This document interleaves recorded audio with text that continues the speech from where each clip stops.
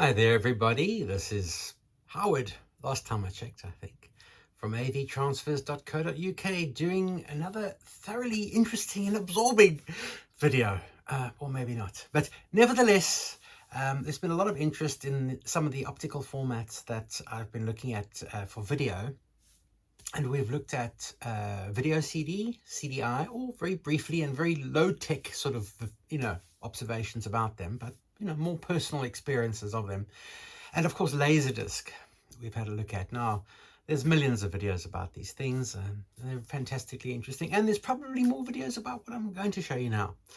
Nevertheless, this is my own take on VHD. Yeah, that's right. Video disc. Yeah, VHD disc. Stay tuned.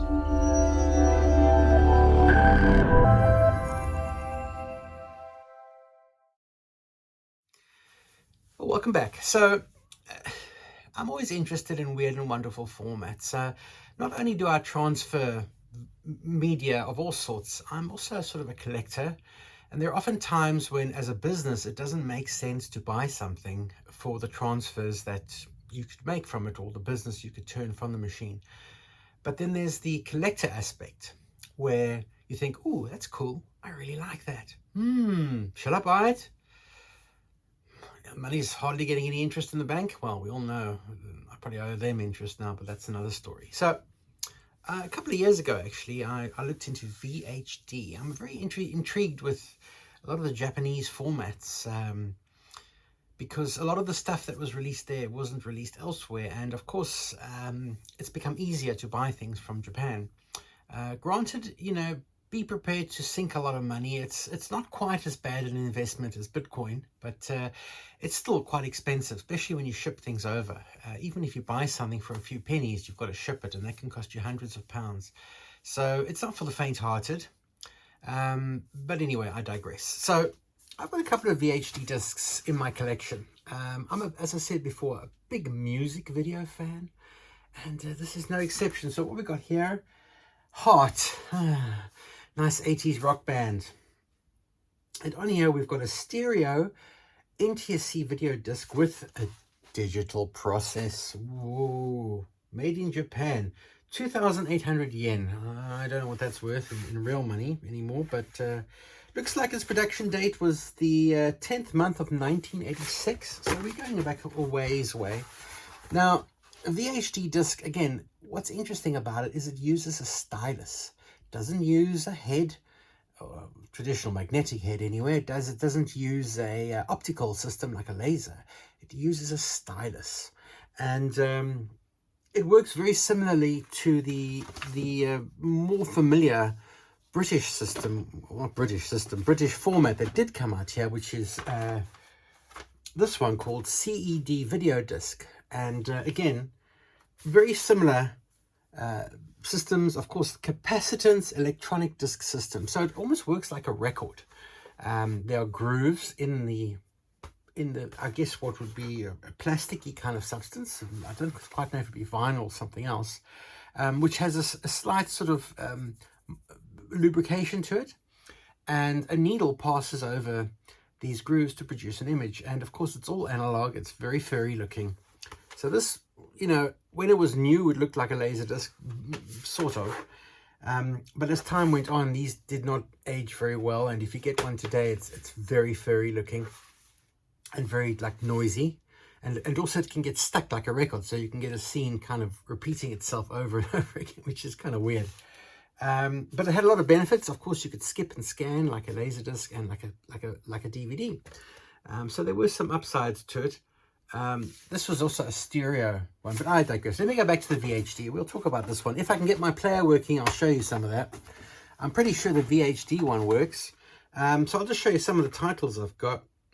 Double-sided, interestingly enough. So you'd have to push this into the machine where it would unload the disc from the caddy, and it would play, and it wouldn't release the caddy until you had removed the disc, and you could turn it over. Okay, so people say, well, it's a needle. How can it produce video and audio and all that stuff when a record can barely even do that? You know, vinyl records are just 2 channels of sound at pretty lo-fi, let's face it. Well, from what I understand of these, it used a capacitance system. So it wasn't actually recording entirely the analog signal, but rather the way the capacitance changed in the recording that laid the recording down. But again, technically, that's about as much as I'm interested in the technical aspect of it. I'm more interested in it from a curious collector's aspect. There are a lot of amazing titles that came out in Japan that were probably available on Laserdisc as well. Here's another one, the late Olivia Newton-John. I was big into Olivia Newton-John in the 80s, during the physical era.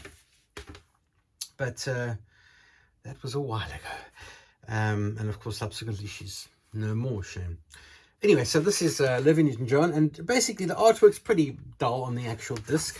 It is, from what I remember, a slightly better image quality than the CED version. Now, the CED version was sold, I think, as Selectavision in the US, and I can't speak about those because I don't have an NTSC Selectavision. But I would imagine the quality is similar, you know. And here's another title that I bought with the player, VHD, Quincy Jones. Quincy Jones, also a big fan of Quincy Jones, and particularly his album The Dude, which is one of my sort of formative years albums, which I very fondly remember. And it's got a couple of nice tracks on here: Ironside, Razzmatazz, I Know Corrida, Ain't No Corrida. So hopefully we can play some of that too. But obviously, given the copyright joys of the world, not much. So we're going to take a look now at those players and see what we discover or what we see. Okay, so here we're having a look at this player, and it's a Victor HDV1. I'm not too sure if this is an early model, a late model, and it's got a couple of things. I think it's got karaoke. Yeah, definitely has karaoke. 2 microphones. Oh my goodness. Some sort of mixer. Dolby system, which is interesting. So clearly analog sound we're talking about. And a couple of other buttons. You could listen on 2 headphones. I guess side 1, side 2, or side A, side B. Maybe channel 1, channel 2. Dolby. Yeah, there's really no display. It seems to be common on all of these machines, or a lot of them. There's no real time, minutes, seconds display, which maybe there just wasn't any of that housekeeping information. I guess there wasn't. Or it just was not part of the factor. Maybe they decided this was cheaper to produce like this. It says refined. I wonder why that's in English. It's weird in a way. You know, the name is in English. It says here, excellent. Quality picture, refined digital echo. Oh, Lord. Okay. Digital delay surround. Okay. And the rest is in Japanese. As far as I know, it has an RF output, so you can plug it straight into a TV, or you can plug it into your you could plug it into your AV system, your high-tech 1980s AV system. Sorry, I'm just feeling in here because it's been a while since I've used this, and there's a lot of dirt and dust. I'm not going to use the air compressor because that'll just blow it in too further, but it's actually closed. There's actually, this tray here is actually, it's blocked. So you couldn't stick your finger in there, but there's no eject. It only switches on when you do that. So let me get a disc. Oh, let's get a disc.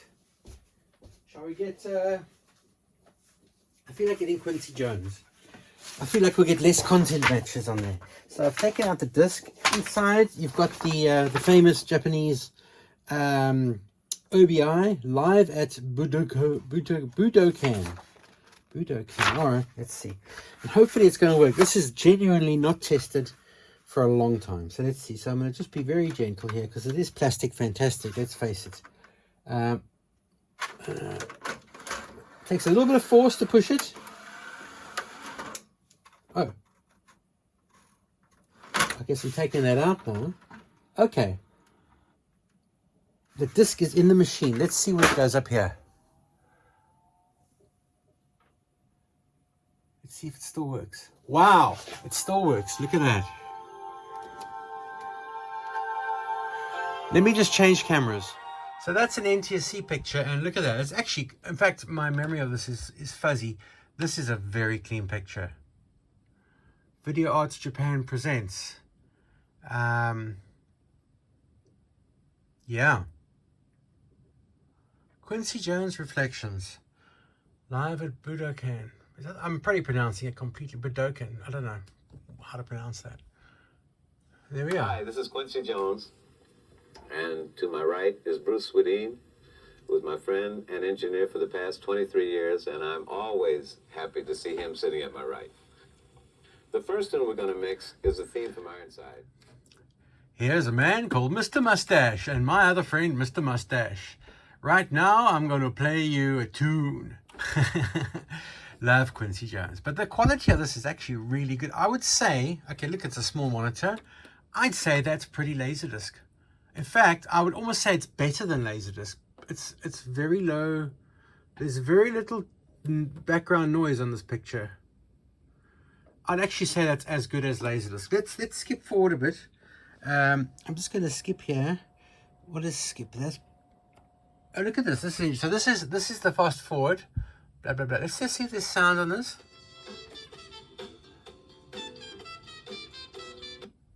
It's actually not bad.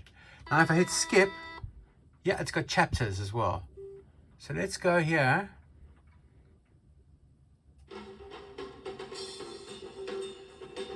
I take it that's the effect on the video. Let's go here. At least I hope that's the effect. Ah, okay, so I've hit chapter 11. It says turn this disc over. Let's go back a bit. We don't need that then. Let's try here.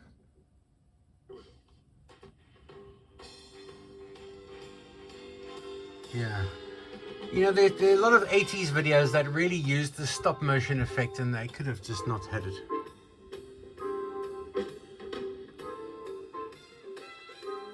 Yeah, okay, so I'm seeing a little bit of noise here now, but really not too shabby. Let's take a look at how to get this disc out. Now, let's say we want to eject this, right? So, okay. It's making some noises. Let's see. Oh, I always worry that it's not going to eject. Take the disc and we just slide it back in, this caddy, which if you look at it, it's just an empty piece of plastic now. So it's very manual, isn't it? Okay, once it sort of knows it's there, it does it for you. No, it didn't take it that time. Let's try again. Ah, okay, it's got I sort of helped to the back. And there we are. It's actually put this little seal back in their back. Okay, let's try side B just for fun. No, wait. Yes, let's do that. Oh. So now, in goes side B. It's kind of freaky, isn't it? Right. It's looking, it's thinking. It's thinking. Don't think it liked that. Oh. Oh, I see. Okay, we've got to close that first. Don't know if it liked that. It's not making any happy noises now. Okay, I suspect that might be just has failed in somewhere. Okay, it could be the disc, it could be something else. Let me try another disc. Okay, so let's try another disc. This is the Olivia Newton-John one. And now it seems happy again. It's like it almost couldn't play the second side. I wonder why that is. Maybe I'm missing a trick. This one only seems to have one side. I don't think I've ever had to play side 2 of anything. But let's have a look. Here we go again. And again, very respectable picture. Granted, we have to switch cameras again. Basically, there is a very English, British video label. I guess this would have come via UK distributor and then digitized into NTSC and then put onto... God, if you think about that, it's crazy. PMI, yeah, they were quite I don't know if they're still around, but I'm sure they probably are. But a pretty good picture, to be honest. A couple of dropouts. 1, 2, 3. I think that's about as much as I can put in of the sound. But, you know, let's face it, pretty darn respectable picture for what is a purely analog format using a stylus. So, yeah, that's just a brief show of the VHD system. I gotta say, my impressions of this format are kind of good. I was impressed when I got it originally, and I still am impressed with it. Now, there's a couple of very interesting titles you can get on VHD. There's, I think the things that I looked at that grabbed me as interesting were there's some Madonna titles. Excuse me. There's also some Star Wars releases. They've got some of the original Star Wars with the original trio of movies with the original titles. And then they've got the remastered ones, which I think were done in the late 90s. They came out on Laserdisc as well, but they've got VHD, and I've seen a lot of those sealed for sale. But I wouldn't say it's something I'd want to be playing every day. Again, it's just a curiosity because I'm just naturally curious in these formats. So I'm going to try and power up the CED system, and if I get that working, there'll be a video about it right now. So here we have a very unusual player. I've put a disc in. I'm too scared to try and eject it to show you it starting again, but it seems to have switched on, which is a good sign, and it's a Hitachi video disc player CED. I think some time ago I replaced some belts. I mean, I'm literally expecting this to fail at any moment. So the fact that it's on and there's lights is amazing. This thing is complete plastic. I'd say it's a complete badly engineered item. It's all plastic inside, and literally they break. They get brittle and they break. But this one is showing side one, stereo program. You could choose bilingual, main or sub. Your fast scan, play, pause. Obviously everything's in English. And what's nice about this, it actually has a indicator of what's here. The question is it going to play a picture? I don't believe it. It's actually working. That is a miracle. That is actually a miracle. Hang on, a flash there. And again, it's actually working. I can't believe it's actually working. There you go. This is a PAL picture. Now, if I make it a bit brighter, you'll see there's quite a bit of noise here. Now, you could probably clean this up. Let's see if we can scan. I'm scanning. Wow. Obviously, whatever belts I put in this thing must have worked. Wow, I'm totally shocked.